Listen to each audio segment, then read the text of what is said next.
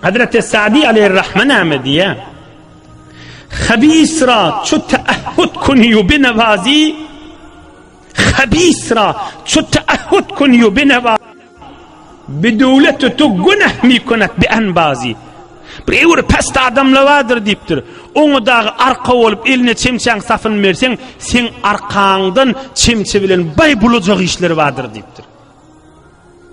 Bir tovar adamlara sap dağı versen sen arkağından bay zulmetecek, dargatçaktırla deyiptir. Habisra çu teahhud kuniyu binevazi bedevleti tu günah mi kunet bi enbazi sen arkağından bay dargatçaktır. Haberdar ol birinin eline mesuliyet verende deyiptir.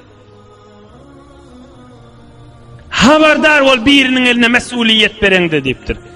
Haberdar ol birinin eline müdiriyet berende deyiptir. Bulun mücre salam basın. Ya oğrinçalıktan ya açıklıktan ya görünüp durandan. Çiğvıqda vermerin deyiptir. İyidinden ne bir kefaytıptır. Peygamberimiz.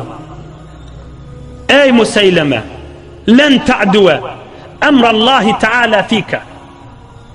Ve le in edberte le ya'qirannaka Allahu azze ve celle. Ey Musayleme deyiptir. Hudayın buyruğundan, Allah'ın emrinden, Allah'ın kaza kadarından edafe ve süş bilirsin da mı kadiyamı deyiptir. Ne dedi?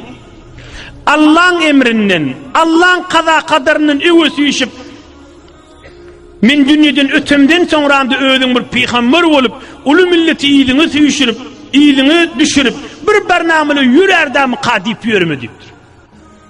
Hit qalarsın deyiptir, beytme deyiptir. Yine de eğer men diyenim etmesen Allah seni helak eder deyiptir. Ay Hazreti Mevlana Ahmediye şu manalardan çıkarıyarlarda. Bes dili çonkuh ra engihtu murqizirek ba dupa avihtu. Bunlar altın menen yazılmalı gördüğünler. Hazreti Resul-i Ekrem aleyhisselam ol Museylemetül Kezzab ol habis adama ne dedi? Allah'ın emrinden çıkıp bilmersin dedi.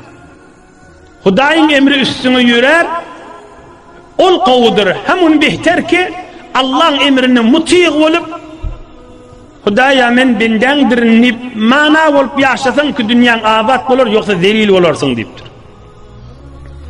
Bes dili çunkuh engihtu murgizirek ba dupa avihtu.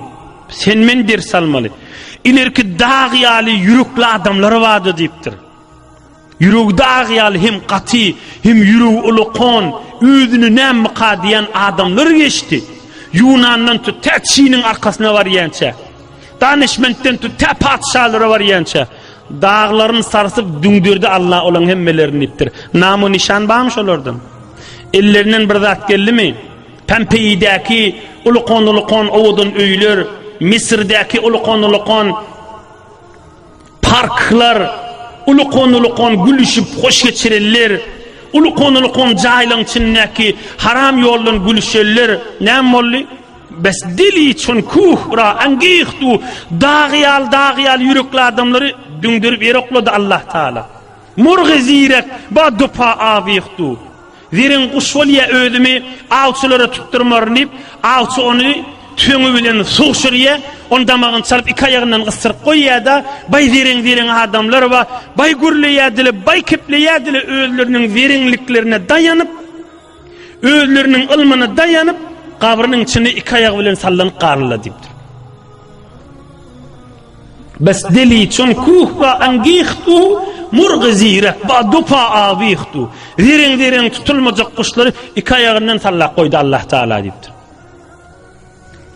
Bir danışmendin biri amanada misal Yunan'ın büyük danışmendinin biri öyle geliptir görse enesi dünyadan ötüptür. Görse enesi ölüp batı, enesi elak boluptur. Oğum şunu görüp andi çıptır menşi ilmumun zoru bilen, okuğun zoru bilen Yunan'ın hakimlerini üşürüp cami-i beşeriyetin ölüm diyen zadı ayırarın men niptirdi. Enesinin ölülüğüne narahat bolup ödü dünyadan geçeni 3000 yıl geçip var ya o danışmendin. Ödü ölüp gideni 3000 yıl onun milyardı hain sallar geçip gitti. Bay ziren kuşlar yanık bolu iki ayağı bilen böyle kısırıklı yatıyorlar deyiptir. İnsan özünün halini tanımak gerektir. İnsan özünün ýagdaýyny bilmek gerektir. Öwrek süýşüp gürlemäne edafa haly ýokdur. Hemun behterke awdallygy da bolsa, maly da bolsa, okusy da bolsa, ilmi da bolsa, Allah'a köp şükür diýip özünün gerek ýerine istifade edip, camietine hyzmat edip, mehabbete, imana, emniyete, Kur'an sünneti sebep bolup, mehabbet bilen öwesi işsin, neyki özünü yitirsin.